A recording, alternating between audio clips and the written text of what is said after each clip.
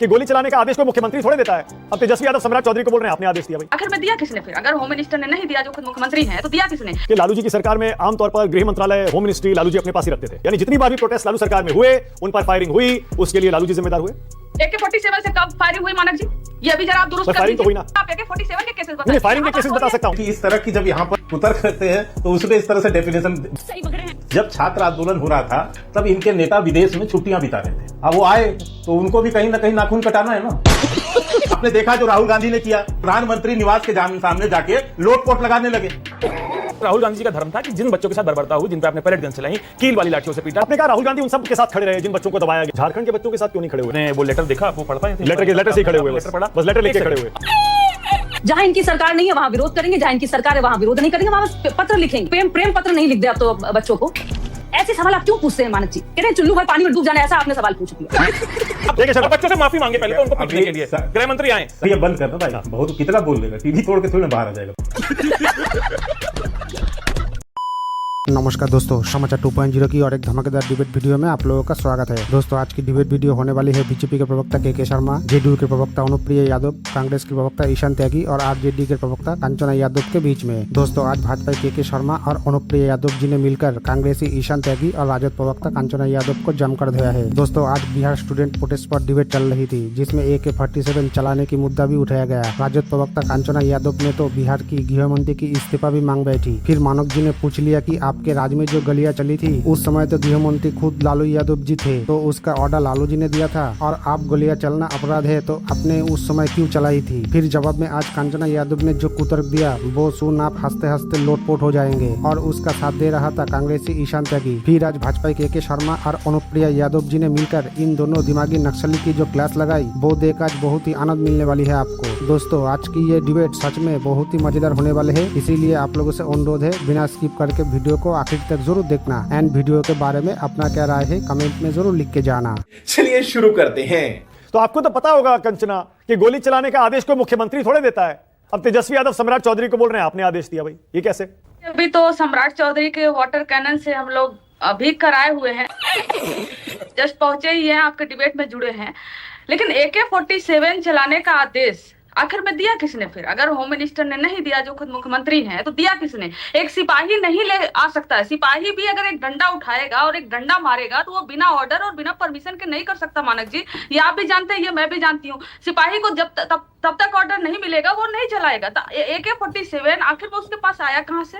Order किसने दिया? ठीक है समझिए। आपके ऊपर भले ही आपराधिक मामले हो, साथ साथ हत्या के मुकदमे हो, आपकी छवि चाहे जो हो, आपको शिक्षा से, आपको रोजगार से भले ही कोई मतलब नहीं हो, लेकिन आपको यह कौन परमिशन देता है कि आपके मुख्यमंत्री रहते हुए आपके यहाँ एक सिपाही हाथ में AK-47 सिवान में लेकर आता है, तब जब एक शांतिपूर्वक प्रदर्शन हो रहा है। इन्हीं सबको लेकर आज प्रदर्शन हुआ, लेकिन अभी तक कोई जवाब नहीं आया है। सरकार के कान में जूं नहीं रेंग रहा है। सरकार को बस इस चीज से मतलब है कि तेजस्वी जी राजनीति कर रहे हैं। अरे क्यों नहीं करेंगे? और हमने चुनाव भी हमेशा रोजगार के मुद्दे पे ही लड़ा है, हम चुनाव भी हमेशा शिक्षा के मुद्दे पे लड़े हुए हैं।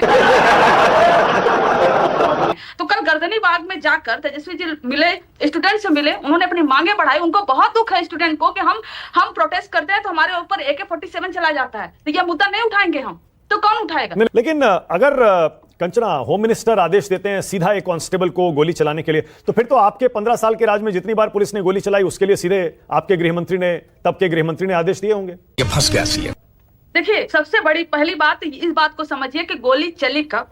गोली तब चली जब जंतर मंतर पर और पूरे देश भर में प्रदर्शन चल रहा था पेपर लीक के खिलाफ। और जंतर मंतर में जब पैलेट गन चले उसको लेकर कितना बवाल हुआ कि होम मिनिस्टर खुद आज तक जवाब नहीं दे पाए सदन में आकर, ना ही प्रधानमंत्री खुद देकर जवाब दे पाए सदन में आकर। और ऐसे समय पर बिहार में पैलेट गन भी नहीं, AK-47 चल रहा है, जो AK-47 आतंकवादियों पर चलाया जाता है।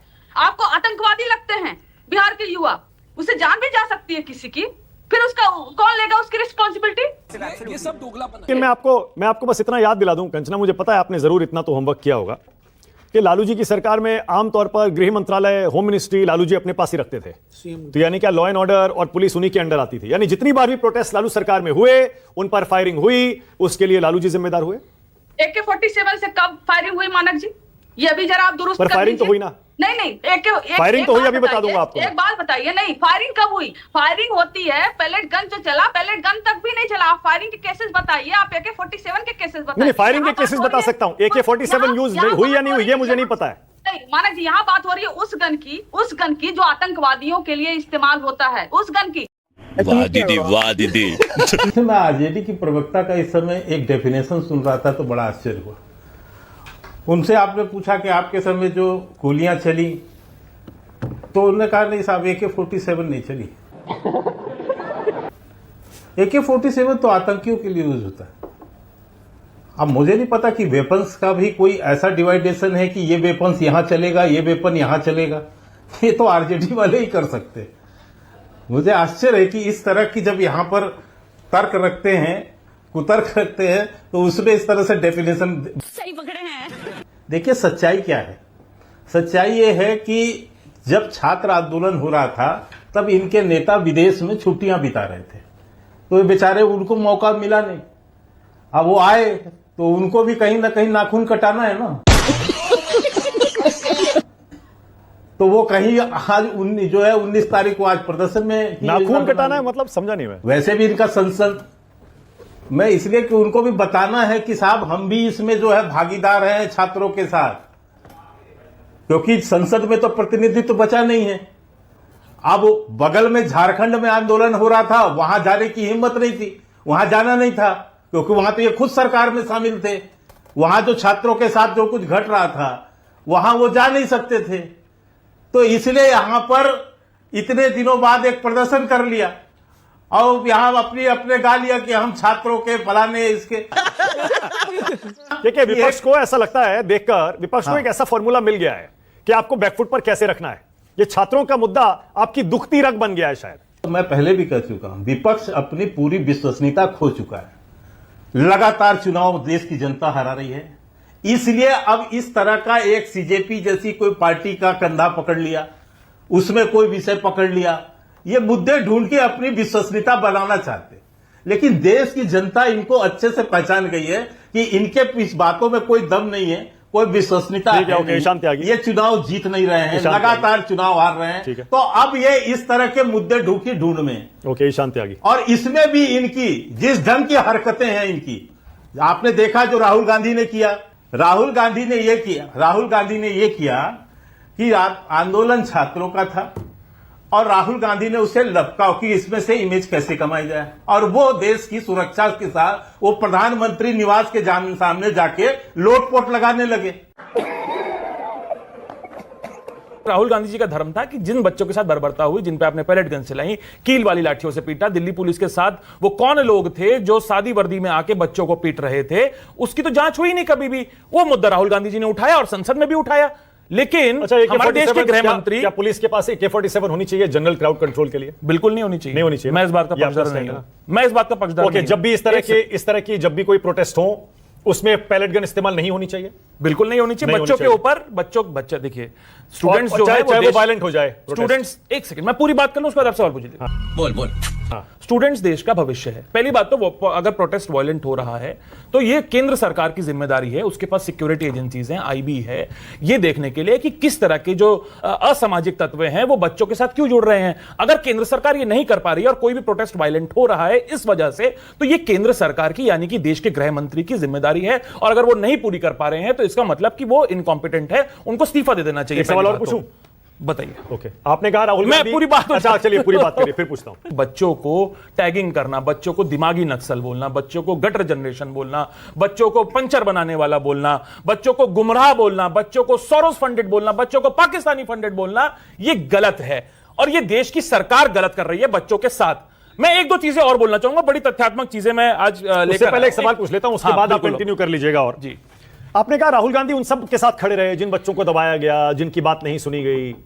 झारखंड के बच्चों के साथ क्यों नहीं खड़े हुए जाके वहां पर? Good question. आपने वो लेटर देखा, आप वो पढ़ पाए थे? लेटर से ही खड़े हुए, लेटर पढ़ा, बस लेटर लिख एक के सेकंड। खड़े हुए।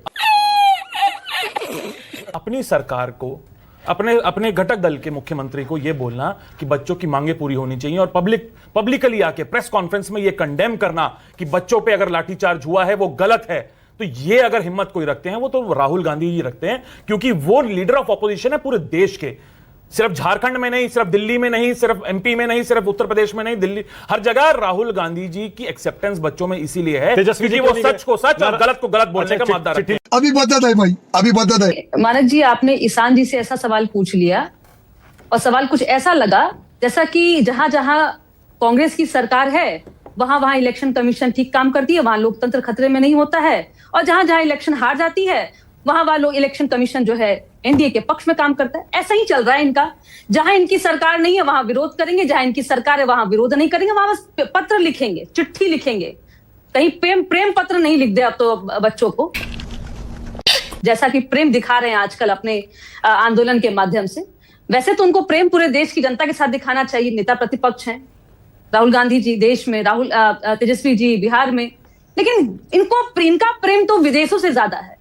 विदेश की धरती इनको बहुत प्यारा लगता है, वहां की धरती पे इनको सुकून ज्यादा मिलता है। अब नेता प्रतिपक्ष जब बिहार के सदन जब चल रहा हो वहां नहीं रहते हैं तो फिर उनसे क्यों आप पूछ रहे हैं कि वो झारखंड जाएंगे कि नहीं जाएंगे? नेता प्रतिपक्ष तो वो बिहार के हैं ना। वहां बिहार में 20 जुलाई से 25 जुलाई तक बिहार विधानसभा चलते रहा और तेजस्वी जी ने कहा कि नहीं भाई, इतना महत्वपूर्ण नहीं है बिहार विधानसभा में सवाल उठाना, जवाब करना, क्योंकि हमारा तो मतलब है कि हमें अगर पावर मिला है या शक्ति मिला तो हम विदेश घूमेंगे। ऐसे सवाल आप क्यों पूछते हैं मानक जी? ऐसा सवाल पूछ करके आप तो इनको कहते हैं चुल्लू भर पानी में डूब जाना, ऐसा आपने सवाल पूछ दिया। अभी ईशान त्यागी ने कहा कि अगर नीतीश कुमार मुख्यमंत्री होते ये AK-47 कभी नहीं चलती, पिस्टल से छात्रों पर गोली कभी नहीं चलती। मानक जी, जिस समय नीतीश कुमार जी इंडिया अलायंस से अलग हुए तब से कांग्रेस का जो प्रेम है ना नीतीश कुमार जी के प्रति बढ़ गया है, और आरजेडी का भी वही हाल है। जब से हमने सत्ता से बढ़ाया इनका प्रेम जा नहीं रहा। मैं मेरे शब्दों को देखिएगा, प्रेम मैंने आज बहुत अच्छे से रखा है, देखिए इनका प्रेम कहां जा रहा है।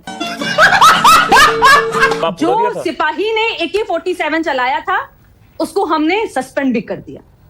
और आप मुझे जेडीयू के बारे में पूछिएगा, हमने सदन, क्योंकि ये 24 जुलाई की घटना है, 25 जुलाई तक सदन चला है, सदन में हमारे पार्टी के मुख्य प्रवक्ता नीरज कुमार जी ने सदन में भी कहा, आपत्ति जताई और मीडिया के सामने भी कहा ये नहीं होना चाहिए था। इसकी मैं घोर निंदा करती हूँ। चाहे वो दिल्ली में पैलेट गन चला हो, चाहे बिहार में AK-47 चला हो, चाहे वो झारखंड में बच्चों के साथ में बर्बरतापूर्वक व्यवहार किया गया। शाबाश। मतलब आप ये कह रही है जो सरकार में बैठा होता है उसे मुश्किल काम करने पड़ते हैं, पार्टी के लेवल पर आप यही कहेंगी कि ये नहीं होना चाहिए था? मैं फिर कह रही हूँ कि मुझे वहां पे इतना समय होता है क्या? मुझे बताइए कि सरकार से, मुख्यमंत्री से पल पल अपडेट लिया जाता है?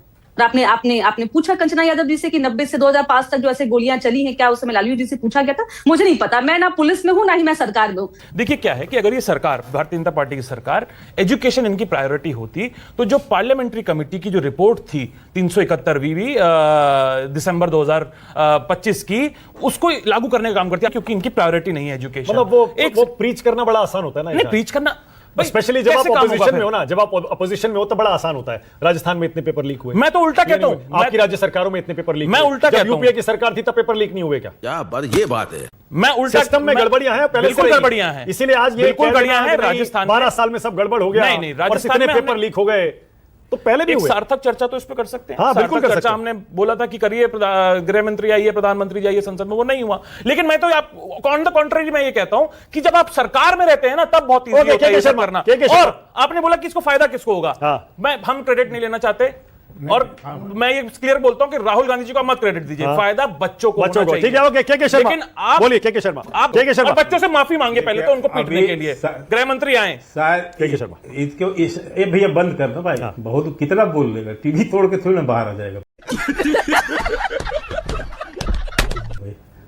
नहीं, इतना कह रहा हूँ, आराम से, थोड़ा सा अध्ययन करके आए होते तो ऐसी बात नहीं, अध्ययन करके आया हूँ, आप ऐसी बात नहीं, प्लीज मत बोलिए इस तरह की पर्सनल टिप्पणी मैं आप पे नहीं कर रहा।